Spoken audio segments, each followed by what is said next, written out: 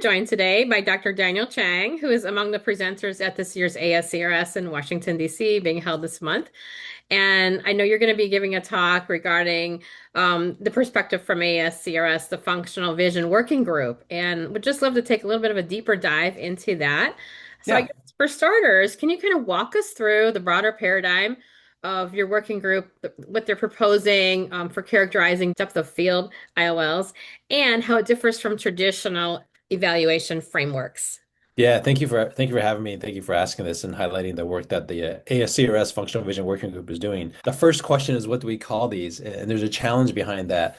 I've always thought of presbyopia correcting IOLs as the broad general category, but you can think of at least half a dozen, if not a dozen, names that different people have referred to these. Simultaneous vision lenses, multifocal lenses, and the list kind of goes on. So what we've uh, agreed upon is the quantity that's being described as the depth of field of these lenses. So we're proposing using the phrase depth of field IOL as describing the lens itself. Now, it's a little bit tricky because we're trying to balance the scientific rigorousness of what we do with what's practical for a surgeon and patients. So our starting point is, how do surgeons talk with patients? So the idea is, how is this information going to help me be a better surgeon to select a lens for a patient? And how am I going to troubleshoot when a patient has problems afterwards to be able to help them? So the idea is that these depth of field lenses can do different things. When we take a cataract out, we put a monofocal lens in. The idea is we're just trying to improve vision, real simple, and then hopefully reduce the refractive error. But the idea with a depth of field lens is we want to create more visual range, and then so that's going to compromise visual quality. Nomenclature and terminology is very important to any field that we work in. So that's what I'm introducing in this particular presentation. Actually, the entire session here of Refractive Day is the idea that the terms we use to describe quantities and the names of the quantities that we're actually using are very important, because a lot of people use similar but different terms to describe the same thing.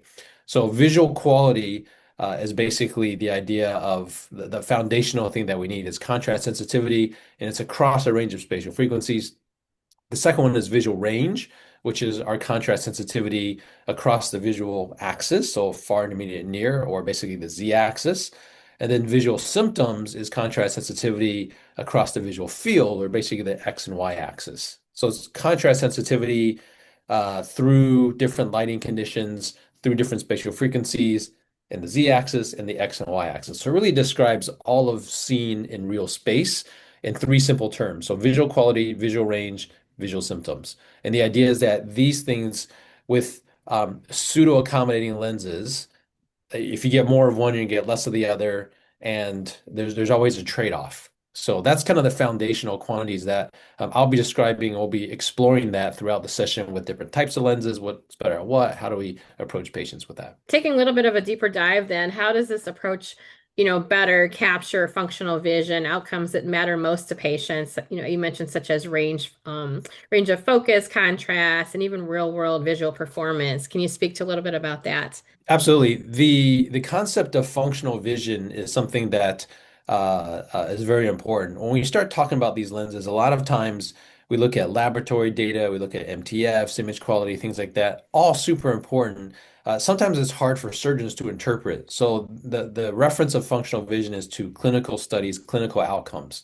So whether on an eye chart, contrast testing, and if you really want to go down the rabbit hole, there's a lot of variability to how clinical tests are done and room lighting, lighting conditions of the chart, and how you define all that. That's all quite important as well. But as a first ordered approach is the published literature has clinical data and looking at that and how these lenses function under those conditions. And I do want to shout out to the ESCRS Functional Vision Working Group. They formed their group several years ago based around a lot of retrospective analysis of these papers. Just about every paper on any kind of presbyopia correcting lens has been looked at and categorized and summarized by Joaquin Fernandez in particular in the functional vision group over there, and tabulated. So they basically were looking at the defocus curve characteristics to make categories of lenses based on their clinical performance. And they actually aggregated multiple studies, so not just a single study, but just a meta-analysis of studies to figure out, okay, what categories can you clinically tell the difference of, and how should we potentially group these? So quite a bit of work done. I think it's a contribution in terms of helping us to think of these in terms of what they do in clinic, not just what they do in the benchtop, which is important, or more importantly, is not what they do in the marketing room when we hear these labels and things are called, that this is really impacting patients in a real way. And what impact do you think this framework could have on future IOL development, clinical decision making, and even how surgeons counsel patients preoperatively? Yeah, so from a ASCRS functional vision group standpoint, the goal is to help surgeons think about this in a structured way. The whole field of presbyopic correction, particularly with lens implants, is kind of just stepwise developed as we gain new technology. We develop our own techniques. We all kind of have our own approach. And then if you go and listen to different presentations, everybody talks about the same thing, but thinks about it and lays it out slightly differently. So the idea is that we want to create a disciplined way that we can systematically think about it. That's simple enough for us to capture and understand.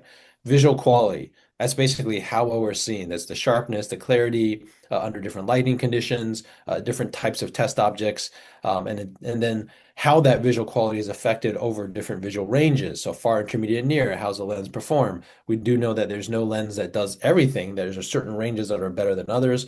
The goal is we want a lens that functions best in a range that's functional where the patient wants it. And then visual symptoms, specifically night vision symptoms, dysphotopsias, photophenomenon, glare, halo, starbursts, how light coming from peripheral sources or the source you're looking at affects your ability to function in those typically scotopic conditions. Balancing visual quality, visual range, and visual symptoms will help us determine what a patient needs. And then on the back end, it helps us know what to tell industry to give us. How many surgeons, I can't tell you how many surgeons I've talked to who've used a new lens and go, yeah, I love this lens, or I don't like this lens. And then when I ask them, what do you like or not like about it? It's kind of like, well, I had this patient that insert whatever it is. Instead of saying, well, in general, the visual quality is this, the visual range is this, the visual symptoms are that. And we're kind of balancing these three. So ideally, you want a lens that maximizes all of those as much as possible, instead of one that just makes the last three patients that you've done happy. Because a lot of times our memory doesn't go back. We're just as smart as our last patient if we don't have a more disciplined approach to things. So the idea is to have something that's quite practical, usable, and help us not be afraid of these lenses, but understanding exactly what they're doing and performing, where their strengths are, where their weaknesses may be, and most importantly is counseling the patients beforehand and also being able to manage them afterwards. It's been a fantastic journey with colleagues. Doug Koch and I co-chair this. We have additional members, including Kathy McCabe, Nicole Fram, Cameron Riaz, Mitch Weicker, and George Waring. So the group of us meet on a regular basis via Zoom and in person and just talk about these issues, talk about with the other groups. There's actually groups from LATAM or Latin America and also Asia Pacific. So it's kind of fun working with our international colleagues, and hopefully we'll get some global perspective on all this. Again, talking to surgeons and working with people both locally and internationally is fun. And doing this together and hopefully in a disciplined way that'll help all make us better and help industry give us better products and help ultimately our patients have better outcomes.